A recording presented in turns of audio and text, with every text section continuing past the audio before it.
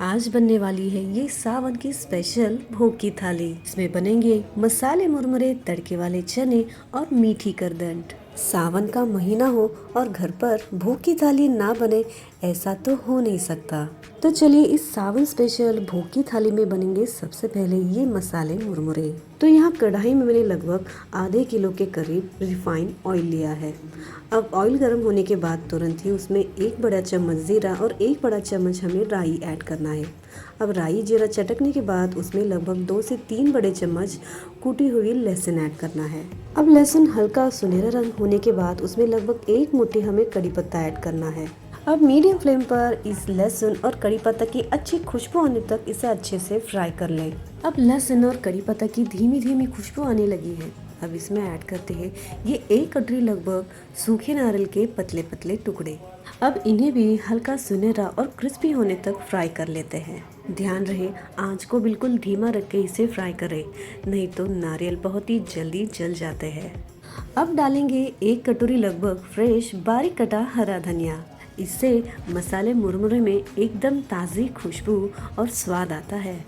अब हरे धनिया को भी पूरी तरह से क्रिस्पी होने तक फ्राई करने के बाद इसमें डालेंगे लगभग 400 ग्राम भुना हुआ चना दाल। जब चना दाल हल्का सुनहरा और कुरकुरा हो तब इसमें ऐड करें लगभग 300 ग्राम भुनी हुई छिलके समेत ये मूंगफली। यहाँ मूंगफली की मात्रा मैंने थोड़ी ज़्यादा रखी है क्योंकि मुरमुरा में मुझे इसका कुरकुरापन बहुत अच्छा लगता है। अब आखिर में जाएगा इसमें 1 बड़ा चम्मच हल्दी, 1 बड़ा चम्मच लाल मिर्च और स्वाद अनुसार नमक। अब इन सारे मसालों को अच्छे से मिक्स करने के बाद अब बारी आती है इस गर्मा गर्म तड़के को मुरमुरे में डालने की। यहाँ मैंने ली हुए मुरमुरे लगभग 1 किलो है। अब तड़का डालने के बाद तुरंत ही ऊपर से आधी कटोरी के लगभग पीसी हुई चीनी छिड़की है। मैंने यहाँ ली हुई मुरमुरे भुनी हुई थी, आप चाहे तो कोई सा भी मुरमुरा ले सकते हैं। तो लीजिए भोग की थाली का पहला मसाला मुरमुरा बन गया है। अब बनाते हैं दूसरा भोग जो है मीठी करदंड। ये बहुत ही सादगी से बनने वाली और खाने में बेहद ही स्वादिष्ट मिठाई है। तो यहाँ लगभग 1 किलो चना दाल को मैंने मिक्सी ग्राइंड में बारीक पीस लिया है। अब तैयारी करते हैं इसकी चाशनी की। तो उसके लिए यहाँ मैंने लगभग 1 किलो चीनी ली है। अब चीनी पूरी तरह से भीग जाए, बस उतना ही पानी ऐड करना है। अब इसे लगातार चम्मच हिलाते हुए चलाते रहिए, नहीं तो ये तले से चिपक सकता है। अब इसे एक तार की चाशनी की कंसिस्टेंसी तक लाने तक पका लेना है। चाशनी की कंसिस्टेंसी सही रखना बहुत ज़रूरी है। देखिए यह उंगली और अंगूठे के बीच एक तार बन रही है, मतलब हमारी चाशनी एकदम परफेक्ट बनी है। अब करदन का स्वाद दुगना होने के लिए उसमें 1 मुट्ठी लगभग ग्रेटेड सूखा नारियल ऐड किया है। अब गैस की फ्लेम को धीमा करके थोड़ा थोड़ा करके इस पीसे हुई चना दाल को ऐड करते जाए। ध्यान रहे इसे बिल्कुल थोड़े थोड़े पोर्शन में ही ऐड करते जाए, एकदम से ऐड करने से इसमें गांठें भी पड़ सकती है। अब इस पीसी हुई चना दाल को इस चाशनी में डालने के बाद इसे लगातार 3 से 4 मिनट तक चलाते रहना है। जब ये पीसी हुई चना दाल इस चाशनी को पूरी तरह से ऑब्जर्व करके मिश्रण धीरे धीरे गाढ़ा होने लगे तो तुरंत ही घी लगाई हुई थाली में इसे निकाल दे और फिर आप अपने मन पसंदीदा ड्राई फ्रूट से उसे ऊपर से डेकोरेट करें। यहाँ मैंने उसे ग्रेटेड सूखा नारियल और खसखस के बीज से डेकोरेट किया है। और ये मिठाई देखते ही देखते 10 से 15 मिनट में ही सेट हो जाती है, इसलिए हल्का गर्म होते ही इसे अपने मन पसंदीदा शेप में कट कर लें।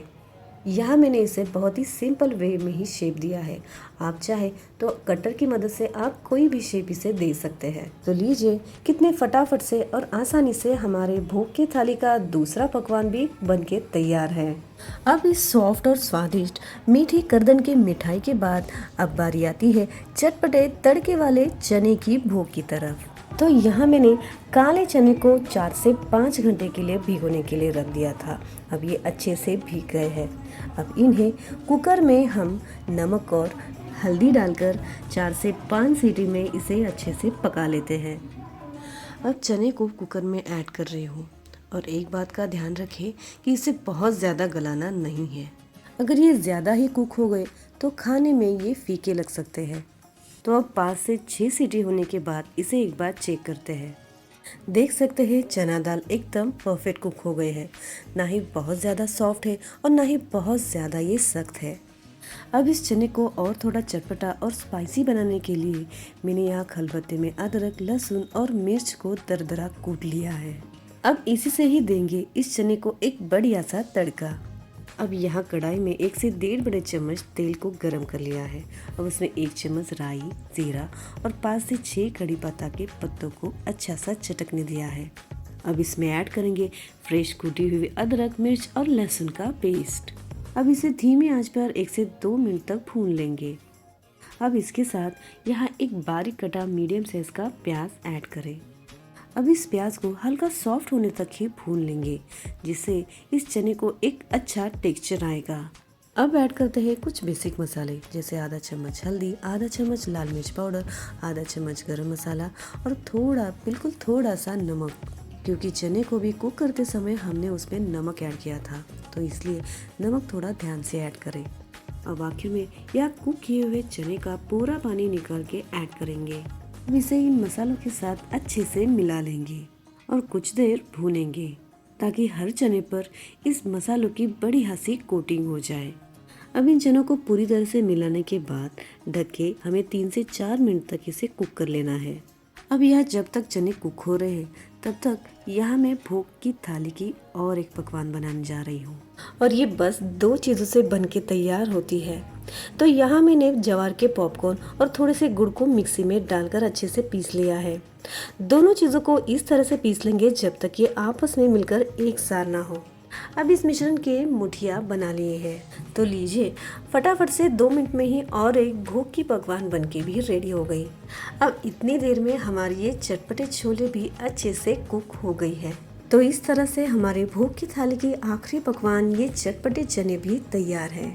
अब चलिए, भोग की थाली के सारे पकवान तैयार है और अब बारी आती है भगवान को भोग चढ़ाने की। सावन के महीने में नाग पंचमी का त्योहार बहुत ही पवित्र और खास माना जाता है, और हर साल की तरह इस साल भी बनाई थी मैंने ये नाग पंचमी के त्योहार के लिए ये खास भोग की थाली। सोचा आपके साथ भी शेयर करूं। तो ये रही हमारे नाग पंचमी के लिए भोग की पूरी थाली। इसमें आज हमने बनाई ये मसाले मुरमुरे, चटपटे काले चने और मीठी करदंड, और साथ ही ज्वार के पॉपकॉर्न से बनाई ये प्यारा सा भोग।